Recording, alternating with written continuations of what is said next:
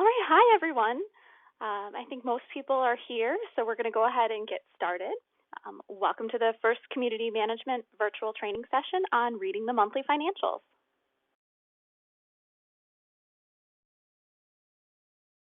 My name is Kayla Hillerens, and I'm the Vice President of Accounting and HR here at First Community Management. I've been with the company for about 8 years, and 8 years ago was probably when that picture was taken. And I take care of all of your association's accounting, as well as the accounting and human resources for FCM. We also have Rich Green on the line today. Rich is an Assistant Vice President and Community Manager here at FCM, and he's helping to facilitate the webinar.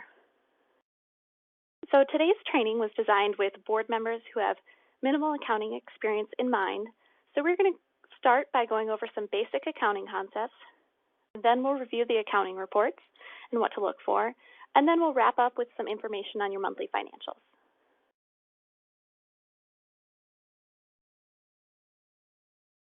Before we dig into that, I just want to go over some housekeeping items.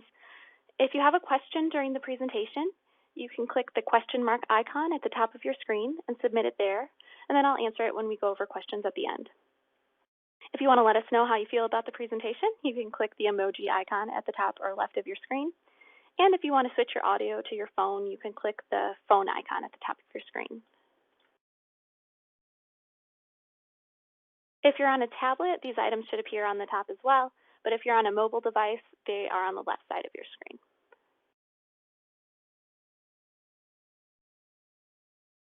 All right, so let's get into those accounting concepts. The first thing I want to go over are the accounting methods. So you can do accounting on the cash basis, accrual basis, or modified cash basis. For cash basis, the idea here is that you record income when it's received. So when you receive a check from a homeowner for their assessments, that's when you'll record it on the financials. Your expenses are recorded when paid. So when you cut a check to a vendor, that's when you record the expense. For accrual basis, it's a little different. You record your income when it's earned. So for an association, that means all of your income is recorded on the first of the month because assessments are all due on the first. And that's true even if you have a late date of later in the month. They're still due on the first. You're just offering a grace period. So they're all recorded as income on the first, even if you're not receiving the corresponding cash on the first. On the other side, your expenses are recorded when they are incurred. This means when you have a vendor at your property completing work, maybe a plumber, when that plumbing work is done, your expense is recorded. Realistically, the expense isn't actually recorded until you receive an invoice from the vendor. But that's still different than a cash basis when it's recorded when you cut the check. And then modified cash basis is just a combo of those two. So income is recorded when earned, like in accrual, and expenses are recorded when paid, like in cash. So it's important to know the difference between these because under each method, your accounting reports are going to look a little different. So it's important that you know what you're looking for so you can interpret the reports correctly. For instance, if you have 10 owners and they each have a monthly assessment of $100 and 2 are delinquent this month, under cash basis, you'll show $800 in income. But under accrual, you'll show $1,000 in income, and those 2 delinquent payments are reflected elsewhere on the financials. So you see there definitely are differences there. 90% of our associations use the cash basis. We just find that it's a simpler format and it's more easily understood. But under a fairly recent change to the Condo Act, within about the past 2 years, condo associations with 100 or more units must complete their financials under the accrual basis. So if you're a part of a large association, you are under accrual.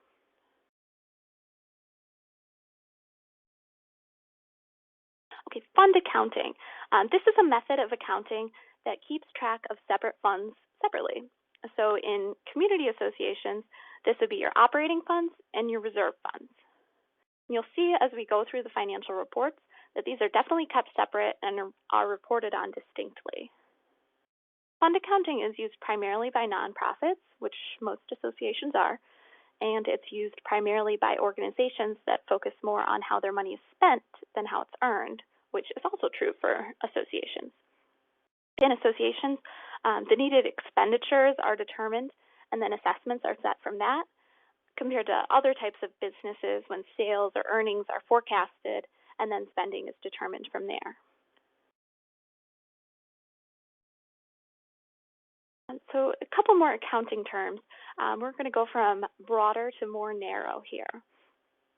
The first term is general ledger. So the general ledger is kind of the backbone of the accounting system. It's a complete record of all the financial transactions of the association.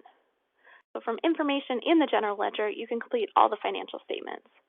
You might hear the term GL, and that is used to refer to a specific general ledger account. The journal is a record of financial transactions in a single account. So it could be the electricity account, it could be the assessment account, something like that.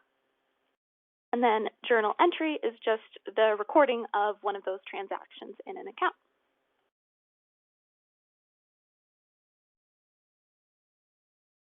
So now we're going to look at how these reports relate to each other. So you start with the journal entries that we just talked about, and those go into the general ledger. From the general ledger, you can create your main accounting reports, the income statement, and the balance sheet. So we'll talk about this a little bit more as we go on, but the income statement also includes the budget variance report, and then information from the income statement is needed to create the balance sheet.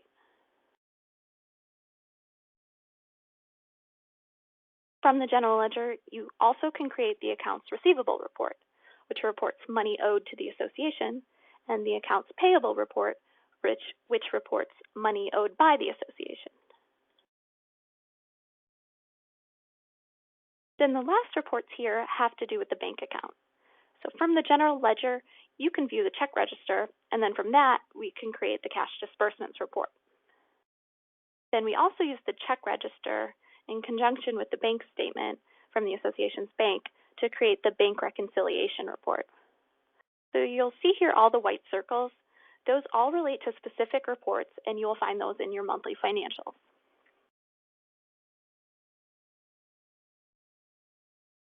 All right, next we'll get into the accounting reports. So we'll go in depth into each of those reports that we just looked at in the last report relationships diagram. First, we have the balance sheet. So the balance sheet reflects the association's financial position at a given point in time. It's important to note that it is one specific point in time, like a snapshot, rather than over a given period.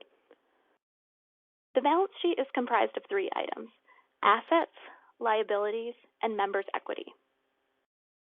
The assets are what is owned. So for an association, that's primarily going to be your cash in the bank. It's important to remember that the association doesn't own the building. Individual unit owners do. So the building is not an asset for the association. It's typically just that cash. Liabilities are what is owed. Most often for an association, that would be a loan. Not all associations have liabilities. And then members' equity is the association's net worth. You'll see that this is an equation. Assets equal liabilities plus equity. There are 2 halves here that are equal or balanced, hence balance sheet. And because it's an equation, you can use algebra to reverse it and have it read assets minus liabilities equals members' equity. I find that it's easier to explain what the members' equity portion means when it's arranged like that. So you take what you own, subtract what you owe, and then you get your net worth. If the association was dissolved on the day the balance sheet was created, the equity would be the amount distributed or charged to owners.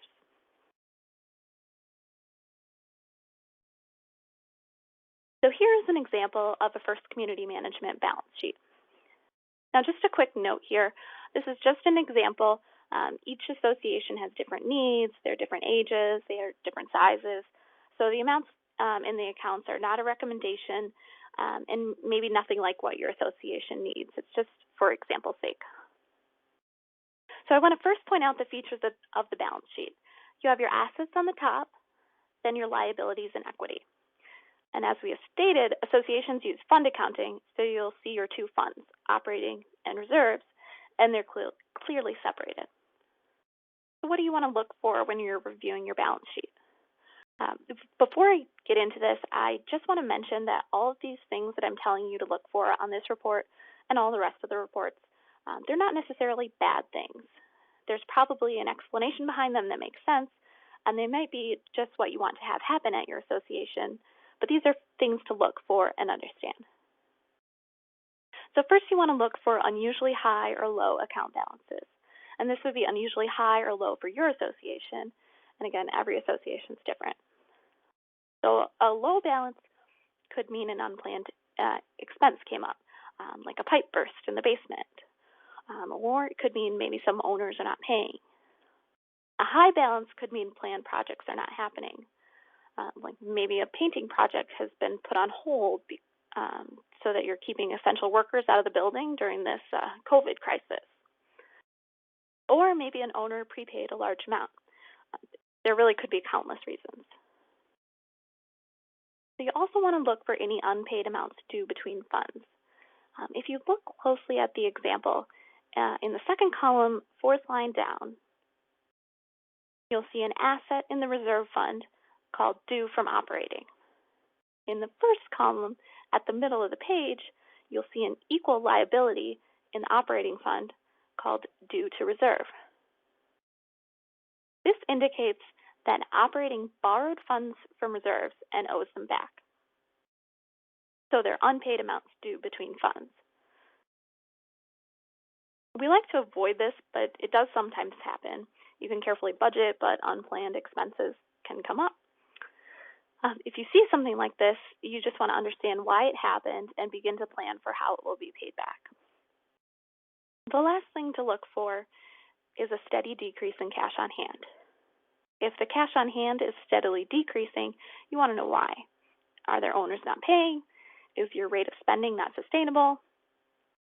If left too long, a steady decrease in cash on hand can lead to borrowing between funds and or the need to raise assessments or have a special assessment.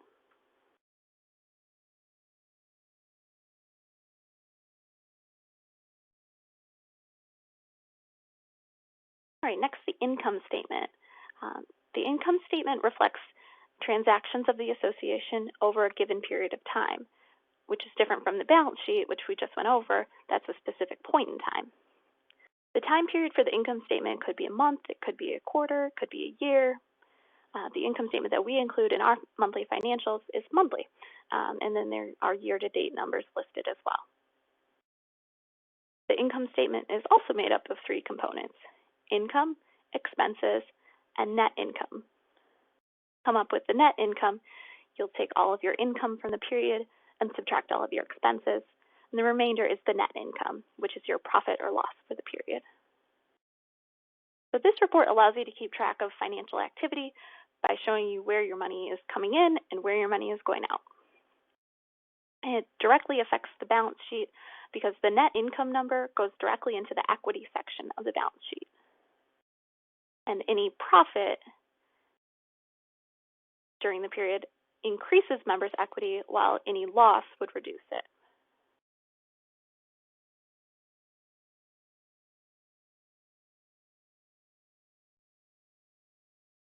Budget variance report simply highlights the differences or variances between our plan and what actually happened. So it's the difference between the budget and the actuals. We include the budget variance report right on the income statement, so everything can be reviewed at the same time. And we'll take a look at that now. So here is the income statement as you'll see in your monthly financials. You'll see the income is on the top section, followed by expenses at the bottom half, and the net income is at the very bottom. If you look closely, you'll see that this report is identified as operating right at the top, and the income and expenses are both labeled as operating. There's a separate income statement for reserve transactions, and again, that's because of that fund accounting. Each fund is kept separate. So the first three columns you see are for the current period. In our case, the period would be the month, with the actuals, the budget, and the variance. The next three columns show the year-to-date figures, so January through the current month, and also show the actuals, budget, and variance. And then the last column is just the annual budget figure for reference. So things to look for on the balance sheet. First, you want to look for negative net income. This means you spent more than you collected during the given time period. Now, that's not always a bad thing. If you think about your own personal finances, sometimes you save up for several months or years, and then you're able to purchase something that's more expensive than your income is in a single month, like a car, for example. Looking at just that 1 month, you would have a negative net income, but overall, it still can be positive. Same thing for an association. We set assessment levels at the beginning of the year, and we're planning for certain expenses throughout the year so that at the end of the year, the net income is zero. But individual months may be negative or positive. If it's consistently negative month after month after month, that's something you'll want to look into more closely.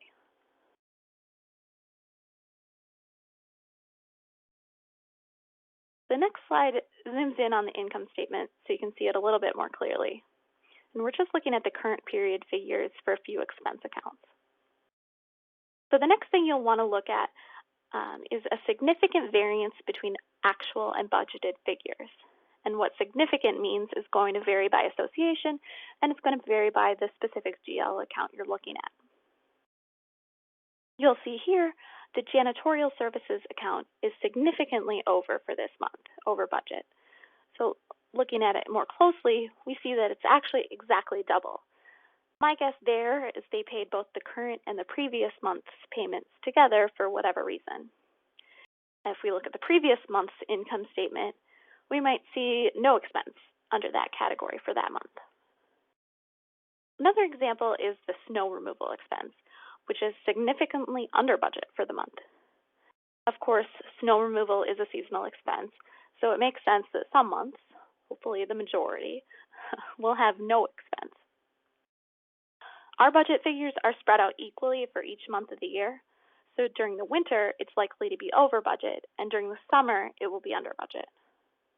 At the end of the year in December, it should be right on track. Snow removal is a particularly tricky item to budget. I mean, even the meteorologists have trouble predicting how much snow will actually fall. And then the last thing to look at on the income statement are any amounts categorized to unbudgeted accounts. You can see this here with legal fees association. This can mean one of two things. Either the invoice was miscoded when processed and should be corrected. In this case, maybe it should have gone under legal fees homeowner. Or there was an expense that wasn't planned for in the budget and it should remain where it is. If it was an unplanned for expense, that's just something the board and the manager should consider when planning the next year's budget.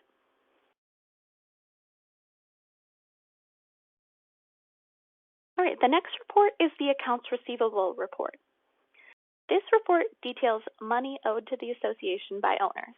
That's basically a list of delinquent owners. Now, accounts receivable is technically only a concept under accrual or modified accrual accounting. And this goes back to the idea of when income is recorded. Under accrual, it's all recorded when it's earned.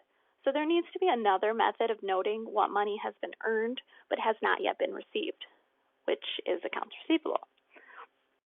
Under cash basis, only income that has been earned is recorded, so there's no difference there that needs to be accounted for. Of course, no matter what accounting method you use, you need to know who owes you money. So for cash associations, we provide the Homeowner Aging Report, which provides the same information.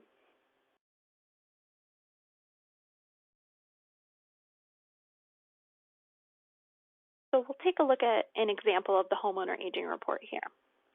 You'll see a listing of all owners that are past due and the totals of their past due balances in different categories or ages: current, over 30 days, over 60 days, over 90 days, and the total balance due.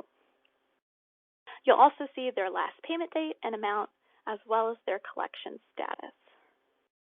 Now, collections could be a whole separate training, so we're not going to get into it too much here, but there are 3 collection statuses you'll see: friendly reminder, collections notice, and send to attorney. The friendly reminder and collections notice are letters sent from FCM, while send to attorney indicates that an attorney may now be involved with the collections proceedings. You'll see your association totals at the bottom under that green line, as well as a breakdown by specific charge type, like assessments, bill backs, move fees, etc. When you're reviewing this, you'll want to look for increases in assessments owed to the association. If owners are consistently not paying their assessments, there's going to be a cash flow problem down the line, and it's important to get a handle on that early. You'll also want to note changes in collection status. You want people to move through the collections process if their balance owed is increasing, because that process is what's going to get the association its money. You also want to look for owners that are lingering on the aging report. Sometimes you'll see one owner on there month after month after month, and that's just because they have that $25 late fee from 2017 that they never noticed and never paid, and it would be simple to just contact them to clear it up.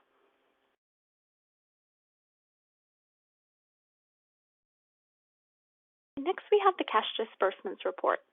This report details all disbursements over a given period of time, which is a month in our case. And a disbursement is any time the association spends money. It's important to note that this is different from the check register. The check register includes all disbursements and deposits during a period, while the disbursement report only shows disbursements.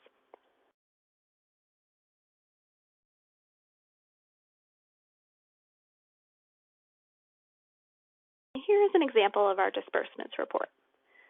You'll see again that this is for operating, and there would be a separate list for each separate bank account. Each disbursement is listed on its own line, with the vendor, general ledger account number, date, amount, and check number. You may see some check numbers as 0.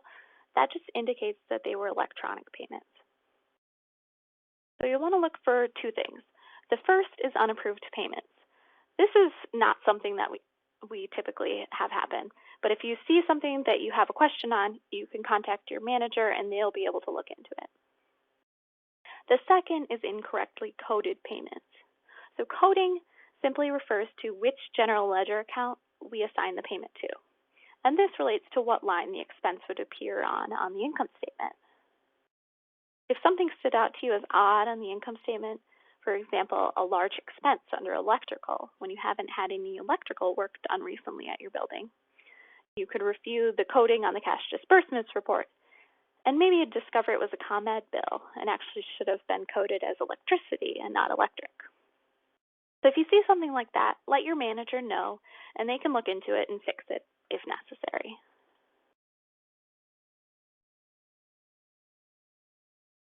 So it's of course important to know what owners owe us, but it's also important to know what vendors we owe.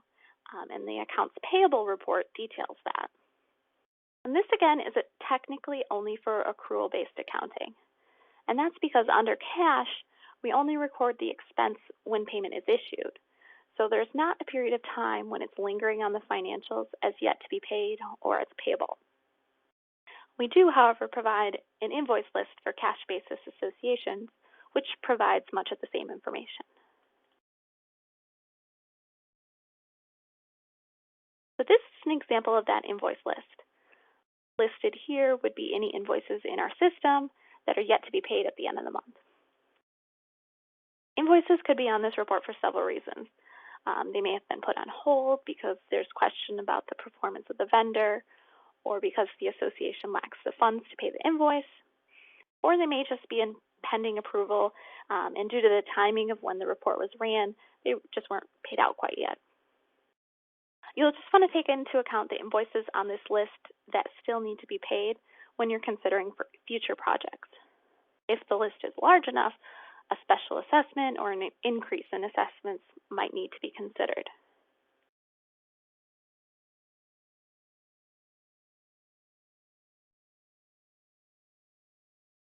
All right, bank reconciliation. So this is the process of analyzing any difference between the association's bank account balance and their accounting account balance. And those balances are typically different. And that's because as soon as a payment is issued, it's recorded in the books, and the accounting account balance decreases. The balance at the bank doesn't actually decrease until the vendor receives that check and cashes it. In reconciling the bank account, we're just making sure that what's happening in our books lines up with what's happening at the bank, and we know what any difference is. Our accounting system is integrated with North State Bank, which is the bank that holds all of the operating accounts and many of the reserve accounts for our associations. This integration allows those accounts to be reconciled daily, and then the report is issued at the end of the month with the monthly financials. Any accounts that are held at other banks are reconciled 1 month in arrears or behind. This is so that we're able to get the financials out to you more quickly without waiting for those statements to be received, reconciling, and then sending the financials. So what to look for when you're reviewing your bank reconciliation report. In the top section, you'll see any uncleared items. This would be any payments that have been issued but not cashed, or income received but not deposited. You're not going to see any uncleared deposits on the operating side because of that integration I just talked about. That allows deposits to be made pretty much instantly and seamlessly. The next section is cleared items, which are items that we've recorded on the books and that have also appeared on the bank's end. And at the bottom, you'll see the summary. First is the ending account balance. That is the account balance on the books at the end of the month. Then you subtract any uncleared items to get the adjusted balance. Then you'll see the ending bank balance, which is the bank account balance at the end of the month according to the bank statement. The difference between the adjusted balance and the bank balance should be 0. If it's not 0, the account was not reconciled completely. This is one of the things you want to look for when you're reviewing this report. The other item to look for is uncleared items that cannot be explained. Like I said, it's normal to have uncleared items, but if there are things that are consistently on the report each month or just look odd, we need to look into those.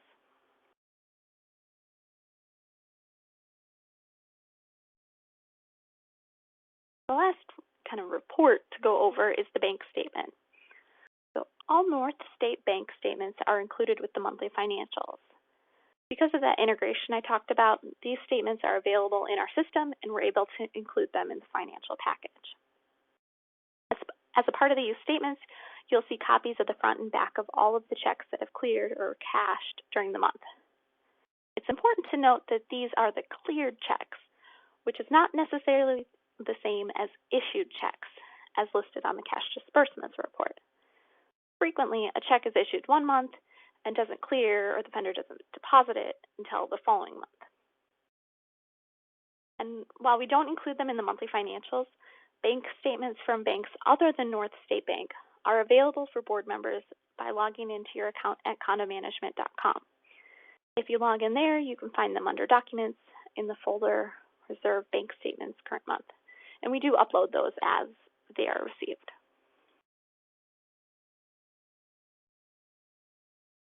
So that was detail on all of the financial reports included in the monthly financials.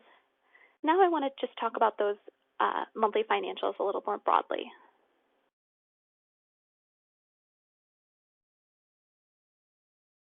The monthly financials consist of 10 reports and are delivered via email within 10 business days after the close of the month. These 10 reports are the balance sheet, the income statement operating, income statement reserves, cash disbursements report, invoice list or accounts payable report, homeowner aging report or accounts receivable report, the bank account reconciliation, North State Bank statement, check copies, and the work order list. But we didn't go into that one in detail because it's not a financial report. We try to get the financials out as early in the month as we can. Sometimes there are items we need to look into in more detail, which takes a little time, or we might be waiting on a statement from an outside bank.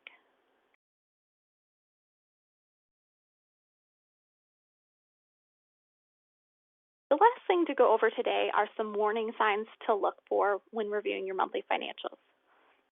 We talked about some of these when reviewing the individual reports, but here you'll have them all together. So first, a steady decline in the amount of cash on hand. If this is happening, your association is spending more than it's earning, and if it keeps happening, there may be future problems paying bills. Next, replacement reserves not set aside. We want to make sure that monthly reserve transfer is happening. That's often the first thing to go when the association doesn't have enough money to meet its immediate needs. However, in the long term, that's going to cause problems because there won't be enough money set aside for replacing those big ticket items like the roof or repairing masonry. Next, an increase in assessments owed to the community. And this means owners are not paying their assessments, which is obviously a problem. Next, an increase in what the association owes for bills. This means the association doesn't have enough money to pay for its expenses, which also is a problem. Next, unpaid amounts showing as due between funds. We talked about this one earlier.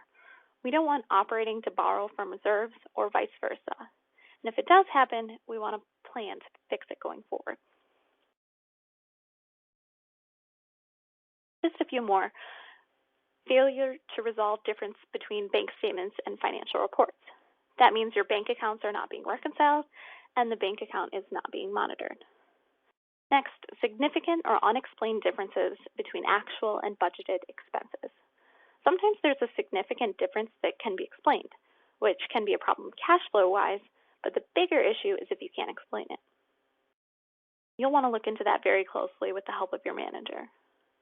Last, members' equity balance is less than 1 to 3 months of operating expenses.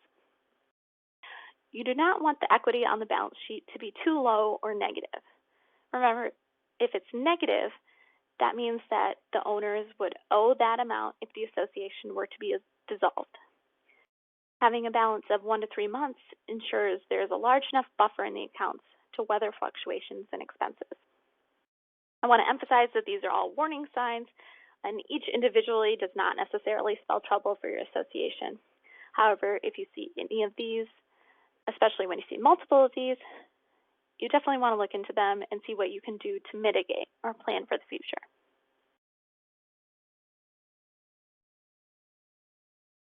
So that brings us to the end of the training today. If you have any questions that you haven't submitted, please go ahead and click the question icon at the top or left and submit them there, and we'll move to the Q&A portion of the training next.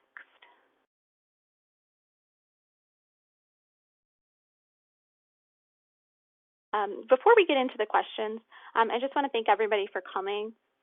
It's great that we had so many people sign up and so many people interested in learning more about the financials. After the presentation, you'll be able to complete a brief survey about the training. If you wouldn't mind completing that, I would appreciate it.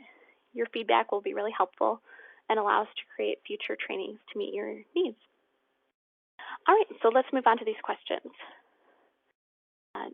Do we have to pay back money borrowed from reserves for an unexpected expense? Yes, you do need to pay back that money borrowed from reserves.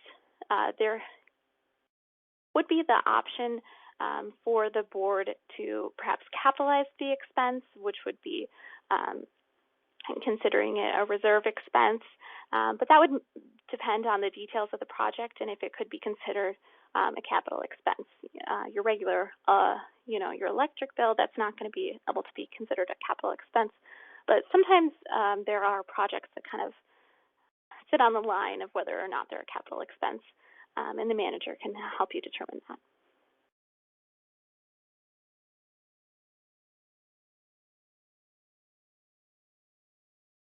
What should we do if we have a surplus at the end of the year? So that is, you're going to want to look at your declaration for that first. Some declarations have stipulations on what you should do with those excess funds, and so you'll need to follow whatever your declaration says. Sometimes the declarations say that any surplus needs to be returned to owners, or sometimes the declaration says it can be put into the operating budget for the next year. So you'll just need to look at your declaration and talk to your manager, and you can determine what to do from there.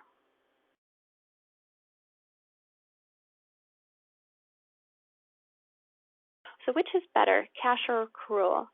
And the answer to that is that neither one is better. They're just different. So like I said, cash is a little bit more simpler. It's a little bit easier to understand. It's kind of how people think of their own personal finances usually, so it's easier to understand in that way. Accrual has some other details to it, which can be helpful, but there's not one that is better than the other.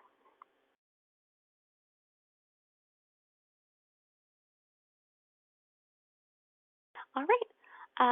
It looks like that's all the questions we have. So if there are no more questions, I think that about wraps it up. We will be sending out a copy of this presentation to all participants so you can review. And if you have any further questions that you think of down the line, I'd be happy to help. My email is on the screen there. So again, thank you for coming and have a great evening.